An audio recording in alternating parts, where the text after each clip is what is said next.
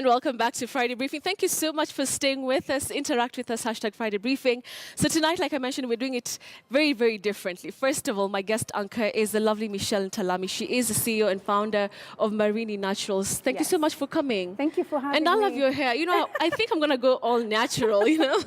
Come read Betsy. news with the afro or something. You know, is it allowed, by the way? Why not? Excellent. Yeah. Aren't we African? Proud to be African. Exactly. All right, so I want, before we start the discussion, for you to tell us more about what we have on that side of the studio. So we have a competition, and we want to involve our audience. So let's go right there and just explain to us what's happening and introduce the lovely ladies and gentlemen. Good. Right. So this is our crew. This is Sherry Gaki. Sherry is a blogger. Can I touch? Yeah. You know, naturalistas are very protective over there. By the way, very you have to ask permission. Yeah. So Sherry is a travel blogger. She has a blog called Kwetu by Sherry. Okay. And she's also one of our models. We work very closely with her. And this is Jay Praise. Jay Praise is one of our best natural hairstylist. All right. She's from Nairobi. She's like, don't forget award-winning. Award-winning twice over, Wow, that's Female Stylist of the Year. So she's a winner. Okay. And she's also, she has a company called J Praise Naturals. That's her salon, and it's also on Facebook. And then over here we have Nasra. Nasra is also one of our favorite models. She has sort of the looser curl type kind of hair. So she's Nasra, and she's also a marketer. All right. So we also work very closely with her. And we have Paul Moherai from Mombasa. All the way from Mombasa. So today it's going to be, do you guys think men are better hairstylists or women? Actually, that's what he's You know, is it about men or women? Or do you think Nairobi versus Mombasa? Nairobi versus Mombasa. Let's actually, that's either men versus women or Nairobi versus Mombasa. Like what? Yeah. But I like that. I think their work should speak for themselves. Yes, exactly. So it's all about the output right here. So what we'll do is we'll give you, how long should we give them? What are you guys comfortable with? 5 minutes? 5 minutes? 3 minutes? Okay, 5 minutes to style into something amazing. All right, so Jay Praise, Paul, that's those are our contestants. They're using our product. Yeah, and so so at the end of the 5 minutes, we will ask our viewers to vote. Yes. Who did the best work? Exactly. All right, fine. So you guys get on to it as we have a conversation here with Michelle. Nice. So let's talk about Marini Naturals. First things first, you were actually in advertising. Yes, I What was. happened? That you decided, you know what, I want to be my own boss. Okay, so like I was saying earlier, for me, it's always just flowed naturally through me just to sort of run my own show. Okay. But I can tell you Marini is very much about advertising as well. Right. It's very much about advertising. It's very much about design, about marketing, positioning. Everything I ever learned in school, I applied to Marini Naturals. So the shift is actually not that big. It's just that Marini Naturals is in the hair care industry, and my background is in the branding and marketing industry. All right, so the reason why you got into, hair care, is it first because you are a naturalista, or it's something you saw that was missing in the industry here in Kenya? It's actually both, because my journey began 3 years ago in 2013 when I was just done with chemicals and relaxed hair, and my hair was thinning and everything, so I cut my hair like boy short. So first, so you had relaxed your hair? Yes, I had relaxed my hair. Like some of us? Yes. And so I had cut my hair, and I just decided, you know what, I want to live healthier. I want to live a more holistic lifestyle. So, and then when I cut my hair, I looked at myself in the mirror and was like, what do I do with this hair? But that's some serious guts. I mean, cutting your hair. If you tell me to cut my hair right now, probably I will take so long to do it. Really? Yeah. You should try. I always say I have never seen a lady who's cut her hair and looks bad. It literally sheds 10 years off your face. So we should try it. You should definitely try it. Okay. All Although right. you're rocking that band. You're fine. Thank you. No, but I think I'm going to go for the Afro look soon. You should, I by think the so, way. yeah. I think got you guys you. are really We're here cool. for you. All right. So you're telling us about the journey. Yes, so I looked at myself in the mirror. I was like, how do I maintain this hair? Yeah. I mean, natural hair grows very fast, by the way, and it's not as soft as relaxed hair. Yeah. So it's very kinky, very, you can see. I can see that, yeah. It's very kinky and it's very, it can be difficult to maintain. So I started ordering products from abroad. And when I looked at my budget, it was off the roof. I was spending around 6,000 to 8,000 just on imported products. Okay. So I saw that this is not something I could keep up with. Because, you know, as women, you have a budget for beauty. Everything, clothes. 50% is beauty. The other 50% is everything. Everything else. So even that 50 was too much. Yeah. So I just decided, you know what? I am actually just going to try and make my own homemade remedies with coconut oil and glycerine. And I started buying those products from supermarkets and mixing my own products. And the thing is, those products would actually work. Like, basic as they are, natural as they would work really well for my hair. I hear about castor oil. Castor oil, coconut oil, flaxseed gel. I love flaxseed gel. It would actually just detangle my hair instantly. So I'm looking at, why do I need to spend 4,000 shillings on a detangler and I can make flaxseed gel at home? All right. And the more I gave these samples out to my friends, the more they loved it and the more their hair was detangled and moisturized. And one of my friends, actually, she's called Shiro, she told me, you know what, Michelle, I think you should get paid to do this. And for me, that's what struck the idea. Like, I should. But I was like, no, it should be a multinational doing this, you know. I'm just this person. But later on, when I thought about it, I was like, I don't need to be a big corporation to do it. I could just do it, and I did. So, I mean, how did you come up with the contents of it? I mean, I don't know if you have a background in the scientific, aspect of all this, because it really is, science heavy. It's science. So, I mean, did you work with a team? How expensive was it? So my research began 3 years ago, right from that 2013. To claim quality, you have to really put in the time. You can't just say quality. There needs to be documented evidence of that. So for me, it was 3 years ago. Wow. And I got introduced to one of the top cosmetic formulators in the country, with whom I work with her until today. I got introduced to her in 2014.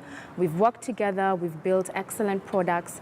We put together a sample, rather a focus group on WhatsApp, and we just kept asking the ladies, like, do you like the products? Are they fine? So every time I'd go back to my formulator and tell her, my focus group said that the detangler probably needs to be more detangled or whatever.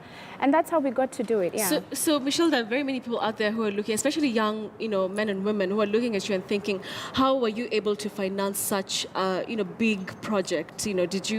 How easy was it or how hard was it? Did you have money given to you on a silver platter, like, here, go ahead and, let's do this. But what happened? What is the journey? What is the story behind this? So I like to say that I really worked hard for this, and I still do. There was no easy way out. There was no funding. There was no initial funding or just, money given to me on a silver platter. I have another branding and design agency that I co-own with my partner, Niati. And that branding agency was able to fund Marini Natural. So I pumped in some money from that. And then I also got a lot of financial assistance from my mom and my big brother. And then I put all those funds together, put them in a circle, and I was able to borrow 3 times. You have to join a circle. You know how your parents, your mom is always like, you have to join a circle, as many as possible. Like, I understand why they say that. And that was able to at least get me started. It wasn't too much, but I got started. So let's talk about this, natural hair movement. Right. You guys, it's like a sisterhood. It's like, you guys are, don't you dare touch one of us, So talk to us about it. What is it all about, this naturalista movement? Because it came to Kenya and it, caught on by storm. Many women right now want to rock their own hair, which is a great thing. I know it seems like that, like we are all family, but I think deep down there's an underlying pride of who you are. I think that's why we just feel so, oh my God, she's natural, she's family. I just think it's so all of us guys are no. on the dark side of life. You'll cross over soon, Betty. Let's wait and see. Probably, I think it's just because when you cut your hair, you are actually becoming vulnerable. It's called the BC? Yeah, the big chop. The big chop. Yeah, I did that. And you're becoming very vulnerable. You're showing a side of yourself that no one has ever seen. You're literally baring your face to the world, and your hair. Women are used to long, 1 minute to go.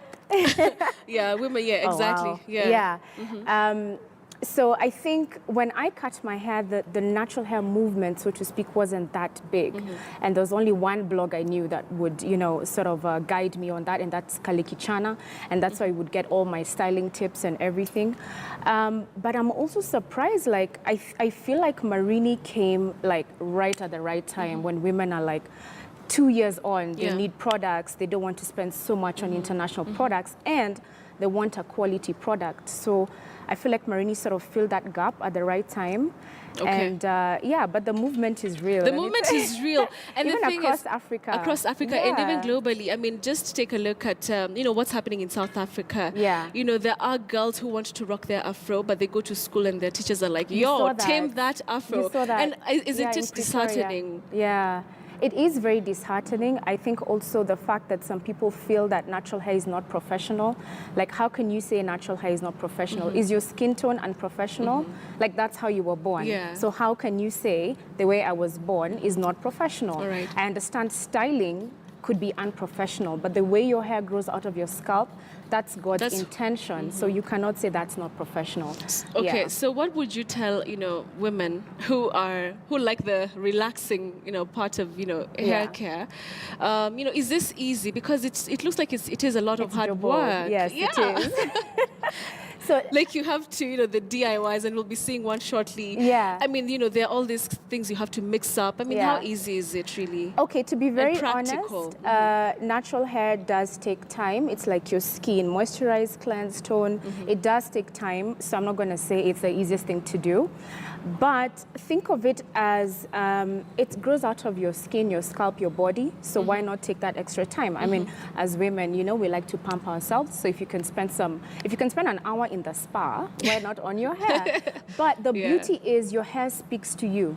So you just need a couple of months to listen to your hair. In the beginning, do you listen to your hair, Michelle? Imagine Talk to me about that.